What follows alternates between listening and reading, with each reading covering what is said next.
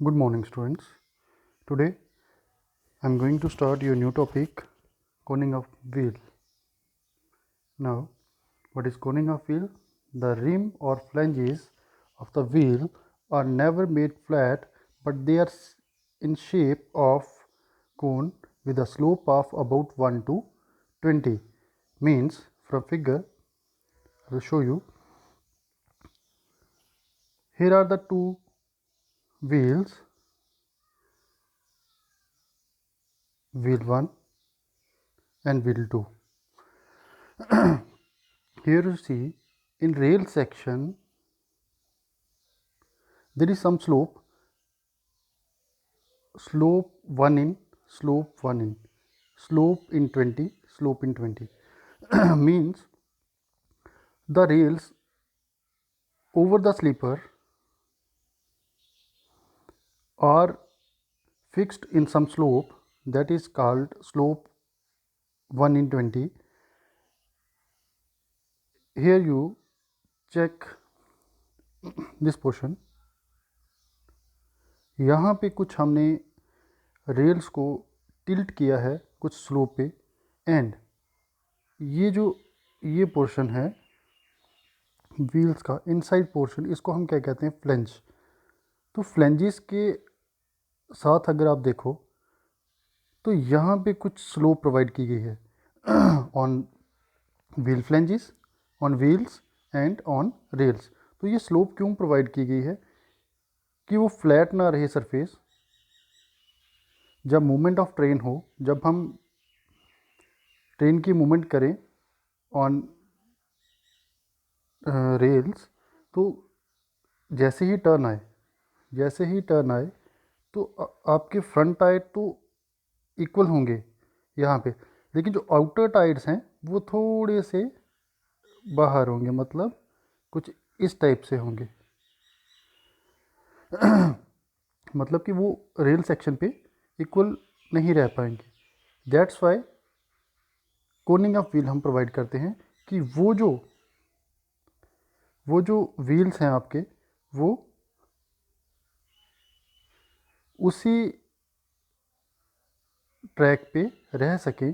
यहाँ पे वो एक्चुअल में मूव करना चाहते हैं, मतलब इनसाइड हम उसको स्लोप प्रोवाइड करते हैं. इसी को हम क्या कहते हैं, Koenig of wheel. Koenig of wheel has following disadvantages. In order to minimize the above below disadvantages, the tilting of rail is done such that the rail not laid flat. जैसे मैंने कहा कि हम रेल्स को flat नहीं रखते, उसको हम कुछ टिल्ट करते हैं 1/20, which is also sloped of concerned surface of the pressure of the horizontal component near the inner edge of the rail has a tendency to wear the rail quickly. जितना भी pressure है, horizontal pressure जो inner edge पे है, ठीक है, उसकी वजह से tendency to wear the rail quickly. तो वो जो वेट है वो इनसाइड द रेल ज़्यादा वियर करेगा. The horizontal component tends to turn the rail outwardly and hence the gauge winded sometimes. If no base plates are provided, sleeper under the outer edge of the rail are damage. अगर हम वहाँ पे base plate नहीं करेंगे तो sleeper का जो outer as है वो डैमेज होने के चांसेस हैं. तो ये कुछ डिसएडवांटेजेस हैं. एडवांटेज क्या, इट मेंटेन गॉज प्रॉपरली. ये जो हम गॉज प्रोवाइड करते हैं वो मेंटेन रखता है. The wear off the rail, wear मतलब उसका जो लोड है वो यूनिफॉर्म रहता है थ्रू आउट द जितना भी उसका सेक्शन है. It increase the life of the sleeper. तो वो लाइफ ऑफ द स्लीपर को इंक्रीज़ करता है.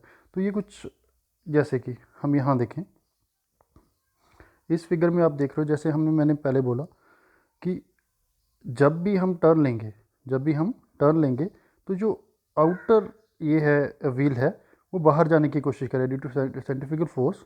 तो हमें क्या करना है, जो भी हम यहाँ पे कोनिंग प्रोवाइड करें वो हमें क्या करेंगे, पहले तो लोअर लेवल से रेल से स्टार्ट करेंगे. तो इनवर्ड इसको हम क्या करेंगे, स्लोप प्रोवाइड करेंगे कि ये इनसाइड ही रहे. जो और फ्लेंज के बीच, अगर ये फ्लेंज है तो इसके बीच में हम कुछ डिस्टेंस रखते हैं. जैसे यहाँ पे हमने डिस्टेंस रखा है कि ये कवर अप कर दे जब हम टर्न लें.